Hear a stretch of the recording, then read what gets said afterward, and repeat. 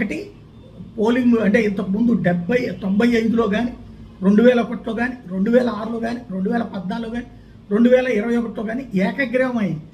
అట్లాంటి first time election face చేస్తున్నారు జెడ్పీటీసీకి ఒక ఎత్తు. రెండోది వచ్చేటప్పటికి ఇప్పుడు పోలింగ్ బూతుల మార్పిడి, అట్లాగే వైసీపీ వాళ్ళందరి మీద కేసులు, అరెస్టులు, జైళ్ళు, రేపు ఏజెంట్లు ఉండటానికి కూడా భయపడే పరిస్థితి, అట్లాగే ఓట్లు వేయడానికి వెళ్ళడానికి భయపడే పరిస్థితి సృష్టించేశారు. ఒకప్పుడు ఆ ఏకగ్రీవాలు అలాగే సాధ్యమైంది కాబట్టి ఇప్పుడు అలాగే రుచి చూపించాలన్నది తెలుగుదేశం గట్టి ప్రయత్నం.